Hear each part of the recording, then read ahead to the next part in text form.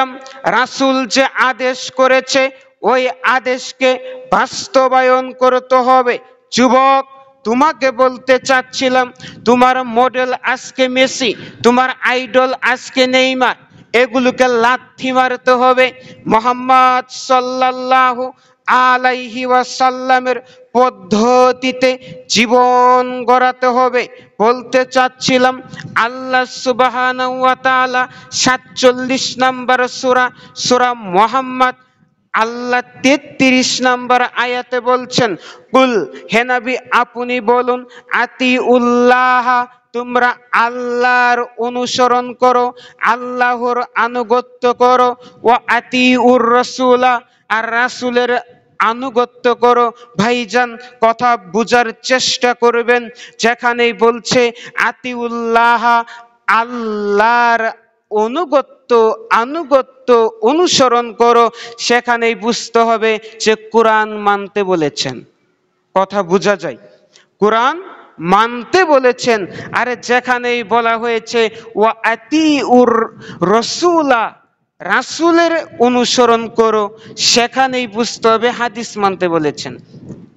আর দুইটার একটা যদি আপনি ছেড়ে দেন, ওয়ালা তুবতিলু আমালাকুম, আর শুনে রাখো, তোমাদের আমল তোমরা কি করো না, বাতিল করো না। কারণ যদি কেউ রাসূলকে মানে আল্লাহকে ছেড়ে দেয়, আল্লাহর কোরআন না মানে, আবার কেউ আছে এই যে বললাম আহলে কোরআন, শুধু কোরআন মানবে, হাদিস মানবে না, তো এই দুইটা একটা শুধু যারা মানবে, তাহলে তারা আল্লাহকে অপমান করলো। কথা বুঝতে পারেন?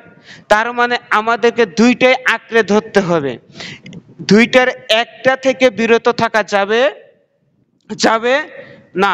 আর অতিরিক্ত বেশি আমল করলে জান্নাত পাওয়া যাবে না। সৎ আমল হতে হবে, নেক আমল হতে হবে। চ্যালেঞ্জ করে বললাম যে কোনো মায়ের বেটা কোরআনে দেখাতে পারবে না, হাদিসে দেখাতে পারবে না যে অতিরিক্ত আমল করতে বলেছেন আল্লাহ। আল্লাহ বলছেন মান আমিলা আমালান সলিহা। হ্যাঁ, আল্লাহ বলছেন কি? সৎ আমল করতে। তার মানে আপনি যদি ১১২, আপনি ১০০ রাকাত সালাত আদায় করুন, আর ওই সালাতটা যদি মুহাম্মদ সাল্লাল্লাহু আলাইহি ওয়াসাল্লামের তরিকা মোতাবেক না হয়, তাহলে আপনার ১০০ রাকাত সালাতের কোনো মূল্য নেই। আর যদি ২ রাকাত সালাত আদায় করুন, কয় রাকাত? ২ রাকাত, আর ওই ২ রাকাত সালাত যদি মুহাম্মদ সাল্লাল্লাহু আলাইহি ওয়াসাল্লামের তরিকা মোতাবেক হয়, তাহলে ওই ২ রাকাত সালাতই আপনাকে জান্নাতে নিয়ে যাবে, আর ১০০ রাকাত সালাত আপনাকে জাহান্নামে নিয়ে যাবে। তার মানে সালাত হতে হবে, আমল হতে হবে, সৎ আমল হতে হবে। কথা বুঝতে পারেন? বলতে চাচ্ছিলাম যে আপনি রাসূলকে মানবেন কিভাবে? আপনি বাড়ির থেকে বের হচ্ছেন, আপনি বলেন বিসমিল্লাহি তাওয়াক্কালতু আলাল্লাহ। তার মানে বাড়ির থেকে বের হওয়ার সময় আল্লাহর নাম স্মরণ করতে হবে। রাসূল সাল্লাল্লাহু আলাইহি ওয়াসাল্লাম বলেছেন, যে বাড়িতে আল্লাহর নাম নেওয়া হয় না, ওই বাড়িতে শয়তান বাস করে। তার মানে বাড়িতে প্রবেশের সময় আল্লাহর নাম বলে প্রবেশ করতে হবে।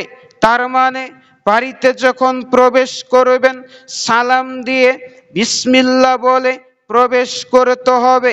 আল্লাহর নবী বলছেন, মুহাম্মদ বলি সাল্লাল্লাহু আলাইহি ওয়াসাল্লাম, যে শয়তান তখন বলে, যখন মানুষ বাড়িতে আল্লাহর নাম ছাড়া প্রবেশ করে, তখন শয়তান বলে, চলো চলো, এই বাড়িতে আমার থাকার স্থান রয়েছে, এই কথা বলে। আর যদি মানুষ, যদি রাসূল সাল্লাল্লাহু আলাইহি ওয়াসাল্লাম বলেছেন, কোন ব্যক্তি যদি বাড়িতে প্রবেশ করে আল্লাহর নাম বলে, আল্লাহর নাম স্মরণ করে, তাহলে শয়তান বলে, এই বাড়িতে আমার কোনো জায়গা নেই। তার মানে বলতে চাচ্ছিলাম, আপনি যখন বাড়িতে প্রবেশ করবেন বিসমিল্লাহ বলে প্রবেশ করতে হবে, সালাম দিয়ে প্রবেশ করতে হবে। ভাইজান, দুঃখজনক হলেও সত্য যে আমরা সব জানি মোটামুটি, কিন্তু আমরা মানি না। মানতে হবে। এই যে আপনাদের মসজিদে এসে আমি জানলাম যে আপনারা, আমি ইউটিউবেও দেখেছি বড় বড় শায়েখরা এসে এখানে আলোচনা করে খুতবা দেয়।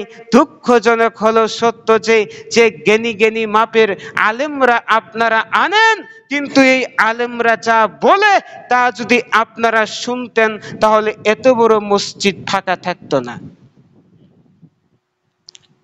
ফাঁকা থাকতো? যারা জানে মানে না তারা জালেম, আর যারা জানেও না মানারও চেষ্টা করে না তারা জাহেল, মূর্খ, বর্বর। কথা বুঝতে পারেন? আমার কথাগুলো একটু তিতা লাগতে পারে, ছোট মানুষও তিতা লাগতে পারে, কিন্তু আমি আপনার দিনী ভাই, আমার কথাতে কোনো রাগ করিবেন না। একটা উদাহরণ দিচ্ছি, আমাদের সমাজে অনেক শিক্ষিত লোক আছে, তাই না? অনেক শিক্ষিত লোক আছে। তো উদাহরণটি হলো যে কলম কিন্তু অনেক দামি। একটা কলম, কলম যত দামি হোক, কলম যত দামি হোক, কলম দিয়ে একটা মানুষকে চাকরি দেওয়া যায় এক খোঁচাতে। কলমের খোঁচাতে 10 লক্ষ 10 কোটি টাকা মেরে খাওয়া যায়। তো কলম যত দামি হোক, ওই কলমের ভিতরে যদি কালি না থাকে তাহলে ওই কলমের কিন্তু কেউর কাছে মূল্য নাই। কথা বুঝতে পারেন? আর একটা মানুষ যতই শিক্ষিত হোক, যতই উচ্চমানের দায়ী হোক, যতই বড় বড় আলোচক বক্তা হোক, তার ভিতরে যদি বুদ্ধি না থাকে, মনুষ্যত্ব ভূত না থাকে, তাহলে তারও কি নাই? দাম নাই। আমাদের